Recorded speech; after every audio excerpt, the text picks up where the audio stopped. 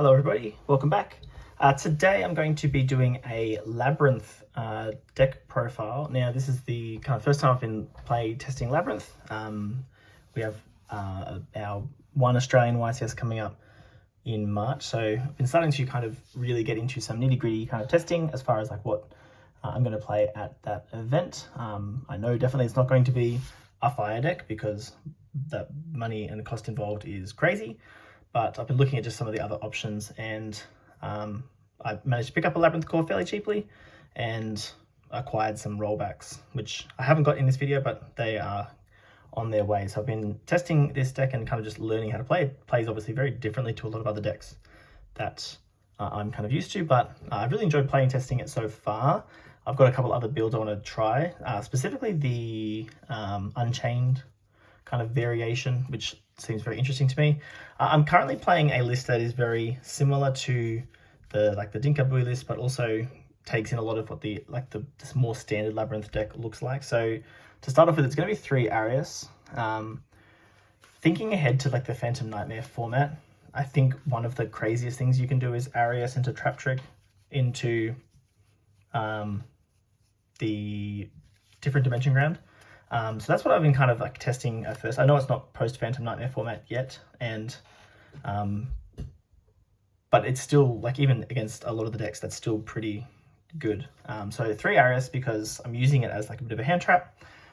2 Lady. I've seen there's other lists that are kind of floating around. One from the OCG that plays like 1 Lady and 2 Ariana, 2 Big Welcome. It's 2 Welcome. It's pretty wild. Like, it does a lot of kind of crazy things with ratios, which I'm interested to kind of test out and just see how that kind of works and like give more space for non-engine. But got 1 lovely Labrynth, and then this is all fairly standard stuff. So 3 Ariana and the 1 Ariana. I know a lot of people are starting to play this, and I think this card's just crazy. I'm so tempted to play more of it, especially alongside rollback. And you know, in a deck like this, you're already playing something like Infinite Impermanence, which is a very low impact trap card compared to the other trap cards you're playing. So even like going first, Ariane pitch Imperm feels really free. Imperm pitch rollback obviously is crazy. To then like summon Ariana or summon Stovey and kind of really go off from there. Then speaking of the furnitures, we're on the 3 Stovey, 3 Chandragleer, and I was on 2 Kuklok. Potentially could go down to 1 copy. I'm not sure. I'm still up in the air because like I said, this is kind of a hybrid between the 2 standard lists, I guess. So obviously the Dinkabui list plays 1 Kuklok. Standard Labyrinth generally plays 2 with like 1 Arias, but I often do side out like 1 Kuklok, for example, just to make space for more non-engine. But so far this lineup has been kind of working pretty well. Also, while I'm kind of learning the deck as well, I've been kind of playing increased ratios on some of the monsters just to familiarize myself with them as well. Playing the 1 setup, I'm not currently playing the field spell. I need to test that a bit more, but Labyrinth setup is just one of the most crazy cards I think I've ever read. I think it's insane. Obviously, when you're playing a build that uses something like Trap Trick, so Trap Trick Banish Big Welcome to set Big Welcome means that your Labyrinth setup is already set up when you obviously use a Big Welcome. So this, if you don't know what it does, it targets 2 Labyrinth spell traps that are banished or in the graveyard, shuffle them into the deck, and then if you control a fiend, you can set non-Labyrinth normal traps with different names directly from your deck equal to the number shuffled. Really cool interaction is that you can obviously set something like Trap Trick, and that gives you access to the Labyrinth traps because you can't set Labyrinth traps using this effect, but you can set Trap Trick, which gets you access back to Big Welcome as well. So I think this card's insane. Whenever you're using Trap Trick, this works out super well. Then obviously for like the rest of the Labyrinth traps, it's a very standard 3 Big Welcome, 2 Welcome, and then I'll throw these in here too, but it's the 3 rollback. Like I said, mine should be here within the next few days, but utilizing rollback at locals. I was borrowing someone's copies, but crazy card, does a lot.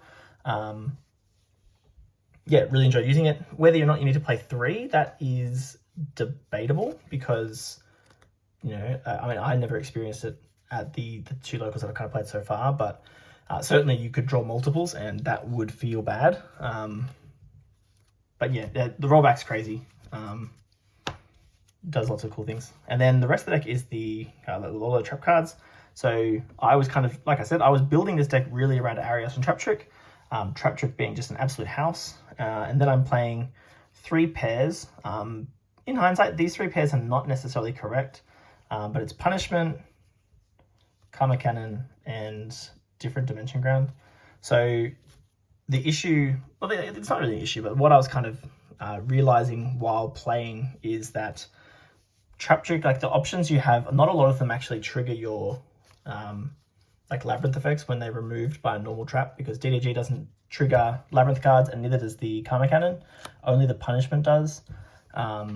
So in hindsight, I mean, playing both DDG and Cannon still feels okay, just because, I mean, I think DDG is just such a crazy card, and it'd feel wrong not to play Cannon, especially if you're playing Trap Trick. You want to play 2 of each. I know that this is commonly a sided card, but you know, if just thinking ahead, trying to kind of get the one up on the meta a little bit, maybe maining this is okay, because you can really catch people off guard if they're expecting it in the side deck. But I think the main deck's the right place for it to be. Probably in hindsight, Punishment should have been, or Punishment should just be something else, and then you're not using Trap Trick to access this. There's other cuts you could make. So for example, like this could be Ice Dragon's Prison, Terrors of the Underroot, Overroot, whichever one it is. Also, you could, you know, cut a Coup Clock and get access to another trap card, just like other things that you could set off Lady, which wouldn't be a miss in this type of deck either. But I think Trap Trick into like either of these is just insane, and being able to do that going second is crazy. So I've really kind of tried to build this deck with the going second in mind, because going first, again, most decks should kind of have an easy time going first, but yeah, going second to be able to access Cannon or Dimension Ground through like Arias into Trap Trick, or even Arias into one of these, is just really cool. That's what I was kind of building around predominantly, and I pulled this off a number of times. It was great. There was one specific game where it had to be impossible to lose, but the hand was something like Arias, Trap Trick, Stovey, Rollback, Ariana. But I was going second. Obviously, none of that looks like non-engine, but of course you can go Arias, Trap Trick. I think I Karma Cannoned his board in end phase, and then went Stovey in end phase.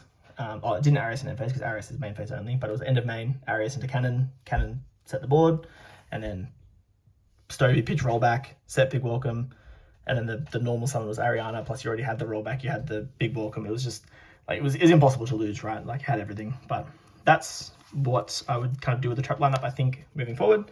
And then I'm still playing hand traps, so 3 Ash and 3 Imperm. Yeah, I'm not super, like, I think we do have to play hand traps. That's obviously like kind of the meta that we're in, but being able to only really fit 6, I know obviously Arias kind of counts as a hand trap. The Furnitures to an extent do kind of count as hand traps as well, but you obviously need to open them up in like pairs. So maybe there's a world where you could go for more of a breaker approach. I'm not sure. Definitely the side deck, I think there's more room for like breakers and things, but Ash is obviously solid. Imperm being a trap card to pitch off Rollback feels good as well. Obviously you'll notice that I wasn't playing Extravagance. I probably would consider still playing it, but I'm not, just budget wise, just not able to go and splash out money for extra copies of cards I'm not going to summon. But it's just a very kind of standard extra deck. So it's what Angel, Typhon, Dweller, and Paguska, because you can like access rank 4s with Ariana and Ariana. Then just like these are just random cards that don't really matter. SP comes up. Mark Cracker obviously comes up. Clara and Wishka can come up because you go into SP, and then the rest of the cards are punishment targets. So, and these do come up. Acephalus, Garura, Chimera. I'm playing both Chimeras because you can obviously bring back like a banished one that's been like Bestialed or whatever. Entis and Malong. There was one hand that kind of came up, and I misplayed the line, and this deck is not forgiving. So, yeah, it was my mistake to make, but it was something like SP. No, it was the Runic Sleep near Banish Lovely until like the end phase. There was a way that I could have done this and used this to bring it back and access it in my turn, but I think I mis-sequenced a couple of things and wasn't able to kind of do that. But having access to the birth format is still good. Obviously, Chimera is great, but your cards get banished. The extra doesn't matter. So having it is still good. The side deck was fine, I think. It's a lot of things that you're probably going to see a lot of this format. So Nib, Droll, Bell could play 3, but I was kind of going for a 2-2-2 split between Bell, Cosmic, and Evenly Matched, which Cosmic's crazy. I potentially want to play 3. And then double D-Barrier and 1 Eradicator. D-Barrier, obviously, because you can access it through the Trap Trick. So I like the idea of having access to 2, because then again, in your opponent's turn going second, if you were going second, you could still Arias Trap Trick into D-Barrier, which effectively will shut down turns. I haven't really played against any decks yet that's relevant for, but I'm sure it will happen. But that is the deck profile, and I will catch you in the next one.